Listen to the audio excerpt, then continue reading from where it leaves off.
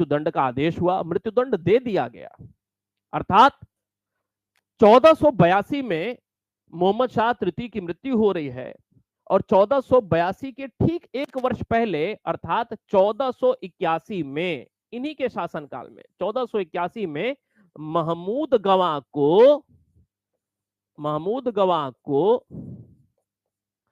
दक्षिणियों के षड्यंत्र के फलस्वरूप दक्षिणियों अर्थात जिस सुल्तान के शासनकाल में, भाई लंबा शासनकाल रहा है इसका शासनकाल लंबा रहा है। देखिए 1463 से 1482 लगभग 20 वर्ष का।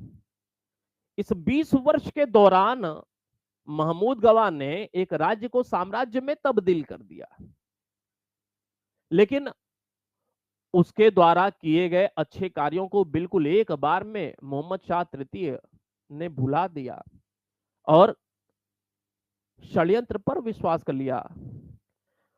मृत्युदंड दे दिया गया। 1481 में महमूद गवाह की मृत्यु हो जाती है। कुछ ही समय के बाद जब इस षड्यंत्र का पता इनको चलता है, 1481 में महमूद गवाह मृत हो गया और 1482 में मोहम्मद शाह भी मृत हो जाते हैं। जैसे ही इनको पता चला, एक वर्ष के भीतर की ही बात रही, जैसे ही यह पता चला कि भाई षड्यंत्र का शिकार हुआ है और मेरे साथ गलत अन्याय हो गया है, अर्थात अन्याय हो गया है, एक वर्ष के भीतर ही इनकी भी मृत्यु हो जाती है। एक वर्ष के भीतर ही।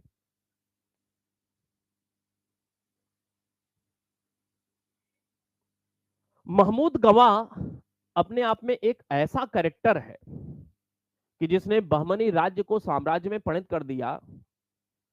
इसको लेकर के एक अलग ही क्लास होनी चाहिए।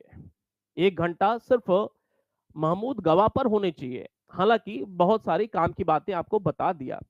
एक और प्रमुख बात जो कि आपको जाननी चाहिए महमूद गवाह को लेकर के जब हम लोग बात करते हैं,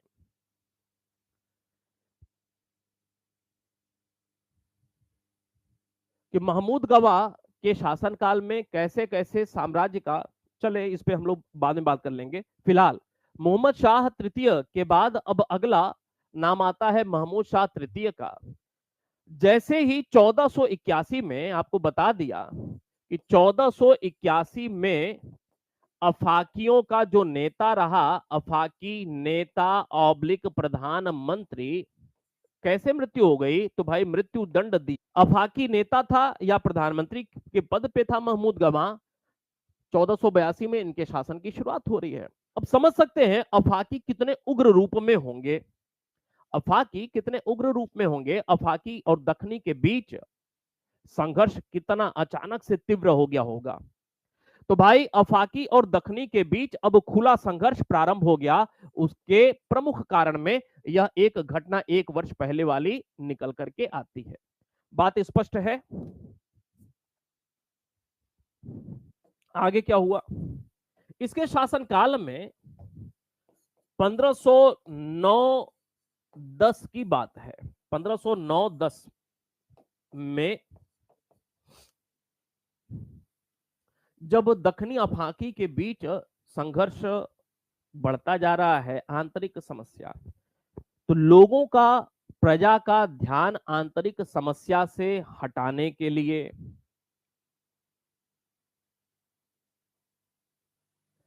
इसे कम महत्व मिले, इसके लिए कुछ बड़ा काम करने की आवश्यकता थी। तो महमूद शाह तृतीय ने एक योजना बनाई कि अगर हम एक, ठीक ऐसा ही एक प्रयास विश्व इतिहास में हम लोग, बड़ी अच्छा उदाहरण है, 1905 में जापान रूस से पराजित हो गया था। 1905 में बड़ा फेमस घटना रहा है, क्योंकि तत्कालीन जो जार थे उनके गतिविधियों की वजह से आम जनता बड़े ही नाखुश थी, नाराज थी। बहुत जल्दी हम लोग रूसी क्रांति देख लेंगे। और नाखुश होने की वजह से अब कुछ इनको समझ में नहीं आ रहा था बहुत आर्थिक स्थिति भी समृद्ध नहीं थी राज्य की, रूस की। तो इन्होंने एक प्लान बनाया कि जनता को का ध्यान ही भटका दिया जाए, जो मुख्य आंतरिक समस्याएं हैं, जो मुख्य मुद्दे हैं, वहां से ध्यान भटका दिया जाए। तो रूस ने जापान पर आक्रमण कर दिया,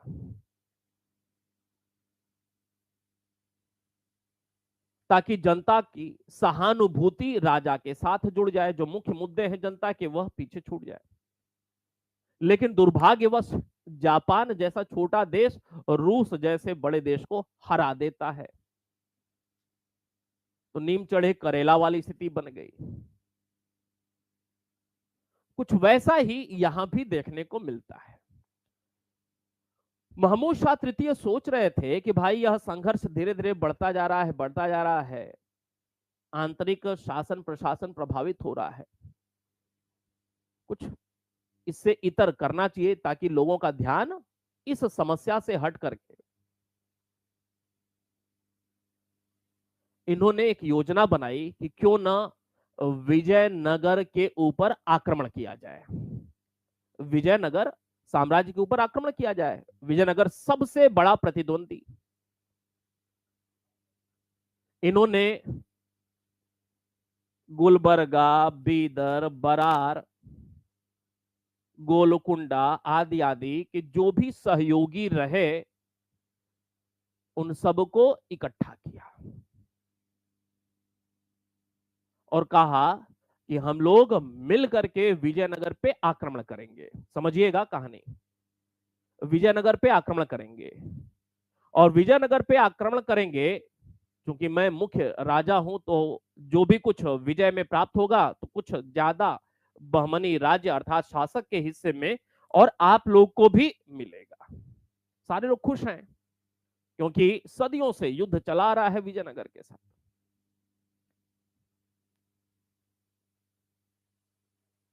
ऐसा ही किया जाता है। 1509-10 का समय आता है। 1509-10 में विजयनगर के खिलाफ, विजयनगर के विरुद्ध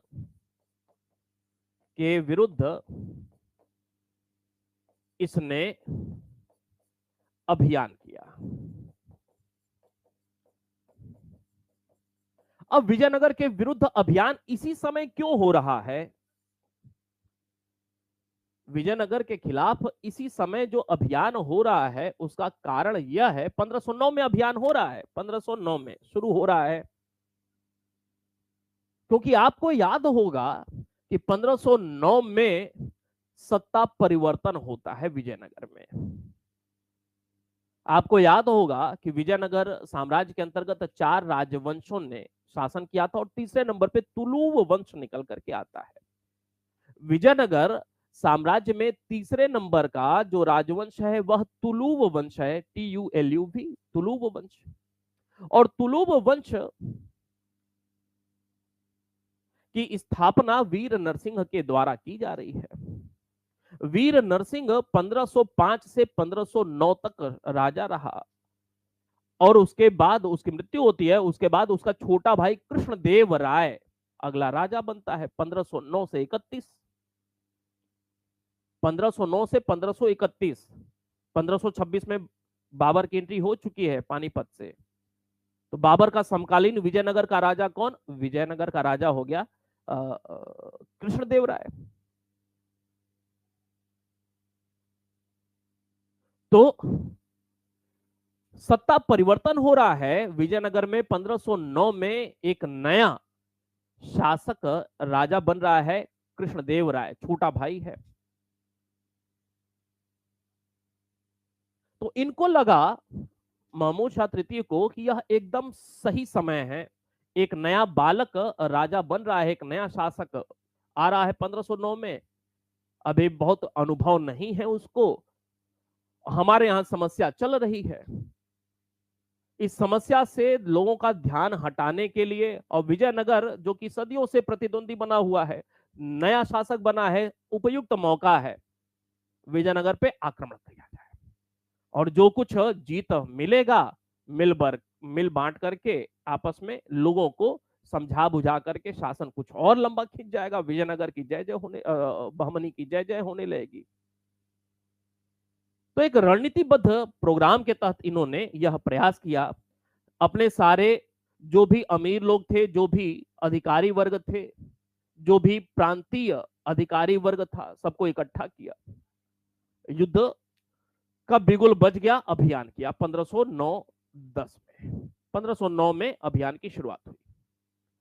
अब इन्होंने क्या किया कि कृष्णदेवराय को थोड़ा सा बच्चा समझ लिया।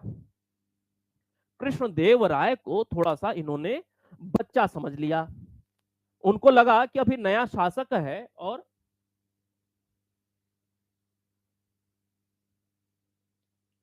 शुरुआत हुई अटैक विजयनगर के विरुद्ध। युद्ध होता है, बड़ा ही फेमस युद्ध है। युद्ध हुआ और पिछले ही वर्ष किसी परीक्षा में यह प्रश्न पूछा हुआ था। कौन सा युद्ध हुआ? कोविल कोंडा का युद्ध। पिछले एक दो वर्ष में ही यह प्रश्न पूछा हुआ था। कोविल कोंडा का युद्ध। कोविल कोंडा के युद्ध में दांव उल्टा पड़ गया। कि युद्ध में केडी राय युद्ध हार नहीं रहे हैं। केडी राय ने, कृष्णदेवराय ने बहमनी सेना को पराजित किया।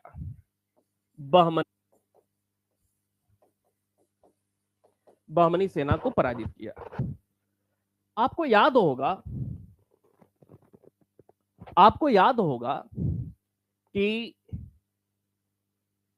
गोवा को पुर्तगालियों ने 1509-10 के दौर में जीत लिया था, बीजापुर के शासक यूसुफ आदिल शाह से। एक प्रश्न हम लोग यह तैयार करते हैं और न जाने कितनी बार, मुझे लगता है 10 बार यह प्रश्न पूछा जा चुका है कि पुर्तगालियों ने गोवा पर अधिकार कब किया। अल्फांसो डी अल्बुकर्क जब पुर्तगाली गवर्नर है, यूरोपीय कंपनियों का आगमन जब हम लोग आधुनिक काल में पढ़ते हैं तो वहां पे अल्फांसो डी अल्बुकर्क हम लोग पढ़ते हैं और उसी के गवर्नरशिप में 1510 में गोवा को बीजापुर के शासक यूसुफ आदिल शाह से जीत लिया गया था। यह बीजापुर बहमनियों के नियंत्रण वाला क्षेत्र है। बीजापुर बहमनियों के नियंत्रण में, लेकिन यहां का जो शासक है, जो कि बहमनी अधिकारी है, एक स्वतंत्र शासक के रूप में व्यवहार कर रहा है, लेकिन है बहमनी के नियंत्रण में ही। और ये जो कोविल कोंडा का युद्ध हो रहा है या विजयनगर के खिलाफ 1509-10 का अभियान जो हो रहा है,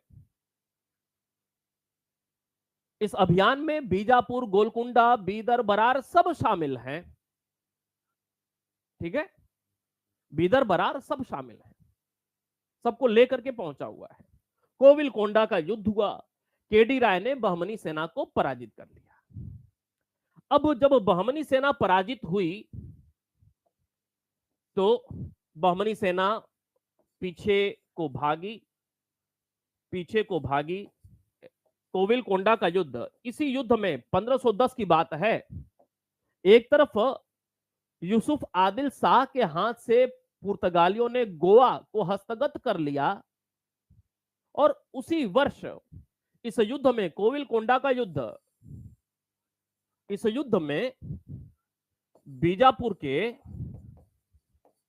बीजापुर में आदिल शाही वंश, बीजापुर के यूसुफ आदिल शाह की मृत्यु भी हो गई इसी कोविल कोंडा के युद्ध में, केडी राय के नेतृत्व में। पीछे को भागी सेना, बहमनी सेना जब पीछे को भागी तो केडी राय ने पीछा किया। अब पीछा करने के क्रम में ये आपको ध्यान में होगा, पीछा करने के क्रम में, अब भाई ये है बहमनी क्षेत्र, बहमनी क्षेत्र, और ये है रायचूर दोआब, ये है विजयनगर और ये है बहमनी। अब